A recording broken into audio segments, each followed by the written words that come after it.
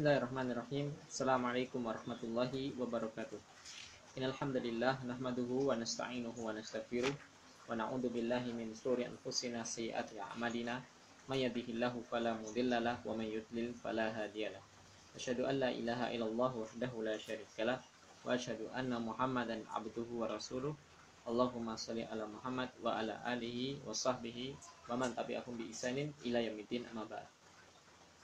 Kaum muslimin rahimani wa rahimakumullah. Kita lanjutkan pembacaan kitab Riyadhus Shalihin karya Imam An-Nawawi radhiyallahu anhu. Bab yang baru, bab istihbabis sujudi syukri inda husuli nikmati dhahiratin au indifa'i baliyatin dhahiratin. Bab disunahkannya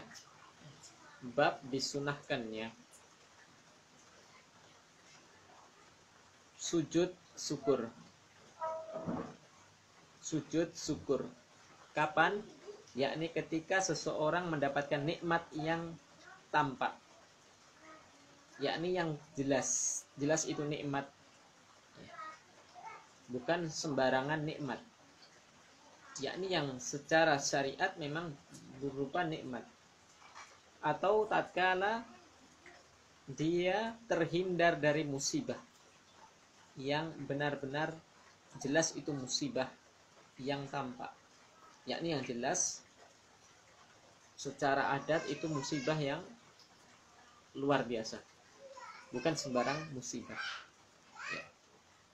Maka disyariatkan, disunahkan, ya. Di sini memakai lafaz istihbab, yakni disunahkan untuk melakukan sujud syukur. Maka Imam Nawawi rahmatullah alaih membawakan satu hadis riwayat Imam Abu Dawud. Hadis riwayat Imam Abu Dawud.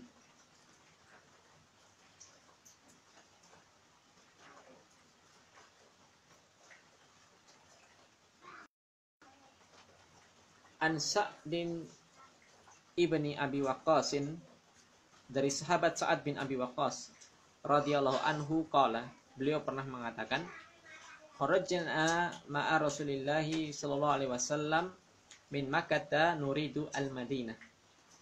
Suatu ketika kami keluar bersama Rasulullah SAW dari Mekah hendak menuju. Falamma kunna qariban min Azwara nazala. Ketika kami sampai dekat dari daerah Azwara, wallahu alam mungkin Azwara ini nama suatu tempat. Nazala, maka kami beristirahat. Maka Nabi turun dari tunggangannya. Summa rafa'a yadayhi fada'allaha sa'atan. Maka Nabi Muhammad SAW mengangkat kedua tangan beliau dan berdoa kepada Allah Subhanahu wa taala.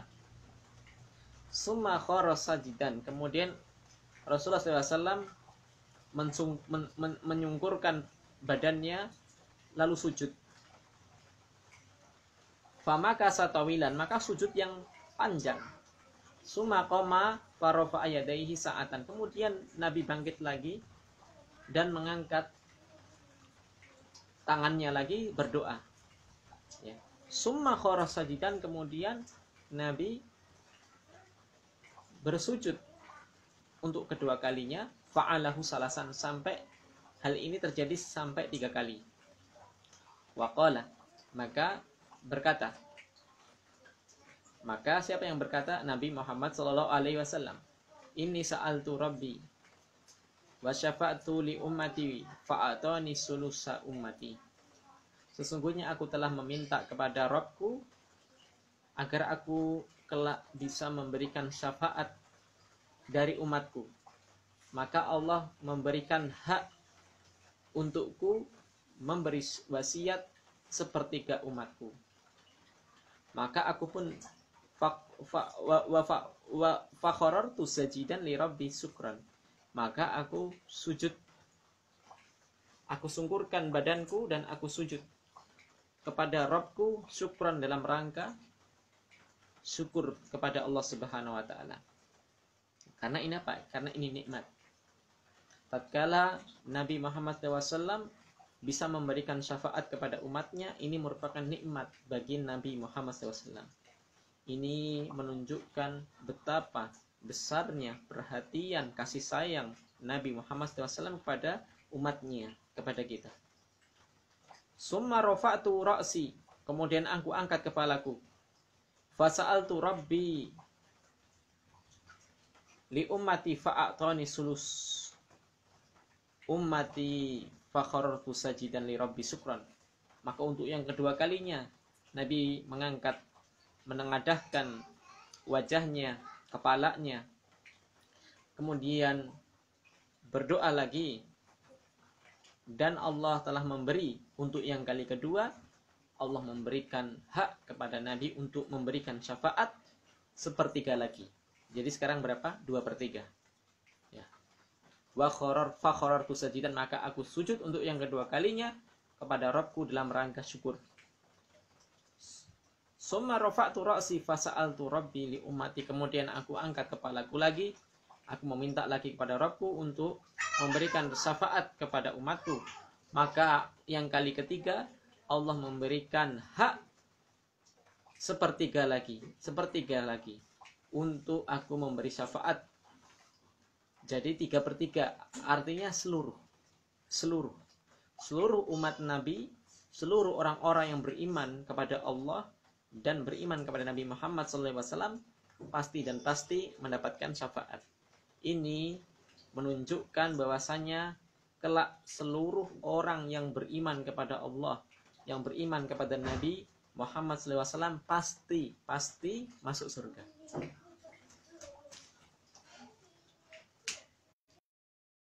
Sajidan li Rabbi, maka Nabi sujud untuk kali ketiga kepada Rabbnya, yakni kepada Allah Subhanahu wa taala. Ini menunjukkan apa? Disyariatkannya sujud syukur tatkala menerima nikmat. Dan Nabi melakukannya 3 kali. Karena Nabi meminta 3 permintaan dan dikabulkan 3 kali. Nabi pun sujud. Ini menunjukkan hukum asal sujud syukur ialah 1 kali. Ya, faedah, sujud syukur dilakukan 1 kali sujud. Dan boleh diulang-ulang tatkala mendapatkan nikmat yang berulang-ulang. Ini hukum asalnya. Hadis riwayat Abu Dawud. Ya. Kita baca bagaimana tata cara sujud syukur supaya kita tahu. Ya. Supaya kita tahu bagaimana kaifiyah tata cara sujud syukur. Kita bacakan dari kitab Umdatus Salik. Kita baca dari kitab Umdatus Salik, yakni tentang sujud syukur. Fi sujudi tilawati wa syukri, yakni dalam bab sujud tilawah ataupun sujud syukur sama kaifiyahnya. Yakni apa? Wahuma sajadatan wahidatan. Keduanya dilakukan sekali. Sujud 1 kali saja.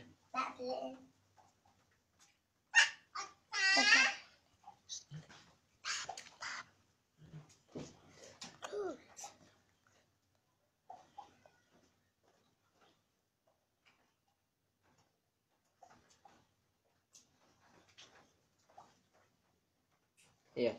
Kata Ibnu Nakid Al-Misri dalam kitab Umdatus Salik,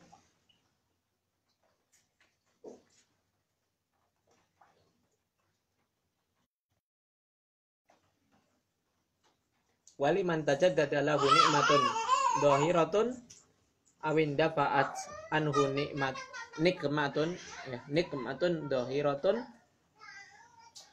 wa minhu ru'yatu mubtala bima'siyatin au maradin an yasjuda syukran lillahi ta'ala. Bagi barang siapa yang mendapatkan nikmat yang dohirah, yang jelas itu nikmat, bukan sembarang nikmat, ya. Disebutkan dalam tahqiq Majid Hamawi, semisal seseorang mendapatkan anak atau istrinya baru melahirkan,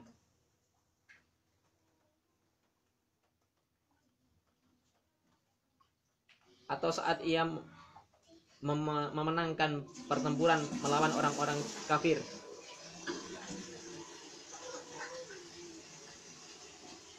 maka disunahkan ia untuk sujud syukur.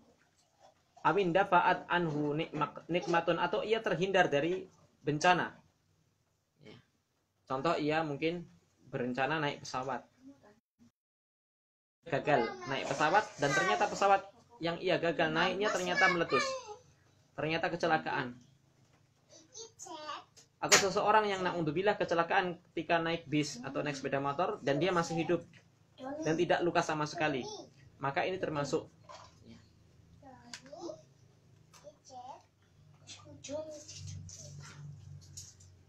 Ataupun juga kata Ibnu Nakib, seseorang yang melihat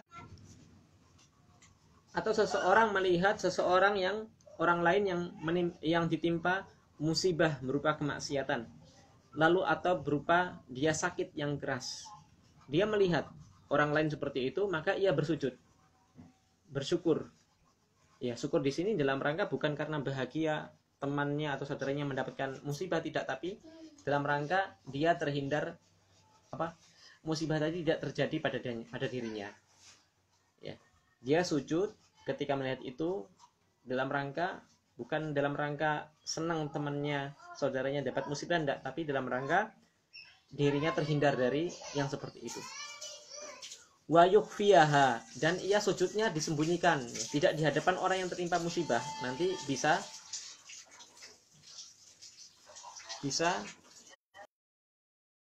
menyakiti perasaan orang yang ditimpa musibah, ya.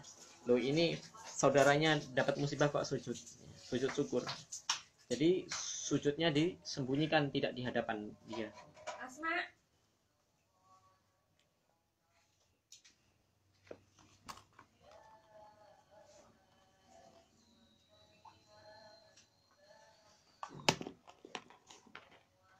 Kata Ibnu Nakib, ya, sujud ini wahiyya kasajadati tilawah. Sujud syukur ini kaifiatnya sama seperti sujud tilawah, nanti kita baca. Dan dilakukan di luar sholat. Maka barang siapa yang melakukan sujud syukur di dalam sholat, maka sholatnya batal. Tata caranya ialah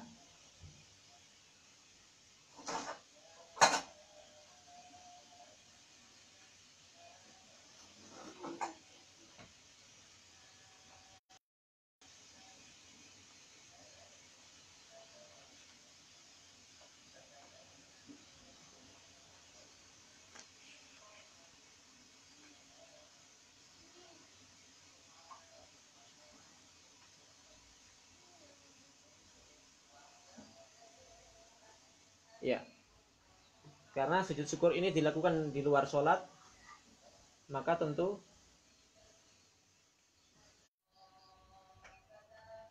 yang pertama yang perlu diperhatikan dalam mazhab Imam Syafi'i, dikarenakan sujud syukur ini merupakan salah satu bentuk ibadah, maka syaratnya harus suci. Yang pertama, dia harus suci, tidak boleh dalam hadas kecil ataupun hadas besar. Dia harus bersuci dulu kalau belum suci, atau berwudu, ya. Lalu yang kedua, ia hendaknya menutupi aurat seperti seseorang yang hendak sholat, ya. Dia menutupi aurat. Wa fi ghairi shalah tajibu takbiratul ihram. Ya, ini yang perlu diperhatikan. Dalam sujud syukur yang pertama kali dilakukan setelah syarat-syarat terpenuhi tadi suci tempat, suci badan dari hadas. Yang pertama kali yang ia lakukan dalam sujud syukur ialah takbiratul ihram. Tentu disertai dengan niat, ya. Dan niat tempatnya adalah di hati. Takbiratul ihram disertai dengan niat, dan niat itu tempatnya di hati. Allahu Akbar. Setelah itu dia tundabu takbiratu lisujud. Kemudian ia turun ke bawah sambil takbir. Hukumnya sunnah. Allahu Akbar, sujud. Satu kali saja. Setelah ia sujud, turun sujud Allahu Akbar satu kali. Kemudian ia takbir lagi. Allahu Akbar, duduk. Ingat, sujud syukur ini satu kali saja. Kemudian ia duduk. La tasyahud. Jadi setelah ia duduk sejenak, tidak ada yang dibaca, maka dia salam. Assalamualaikum warahmatullahi ke kanan, Assalamualaikum warahmatullahi ke kiri. Ini yang kita tahu dari tata cara sunnah sujud syukur. Apa yang dibaca? Yang dibaca ialah seperti bacaan sujud secara umum. Dan yang paling lengkap ialah subhanallah walhamdulillah wala ilaha illallah wallahu akbar wala haula wala. Ya. Kita ulangi, bacaan yang paling lengkapnya ialah subhanallah walhamdulillah wala ilaha illallah wallahu akbar wala haula wala quwata illa billahil aliyil azim. Dibaca 4 kali. Dibaca 4 kali. Wallahu a'lam. Inilah bacaan yang paling sempurna dari sujud syukur, dan sujud syukur dilakukan 1 kali. Mungkin ini yang bisa kita sampaikan. Sebelumnya ya, yang perlu dijadikan tanbih perhatian ialah seseorang tidak sembarangan dalam melakukan sujud syukur. Ya, sebagai syukur seperti ini apakah boleh? Kata Syekh, tidak pantas, ya.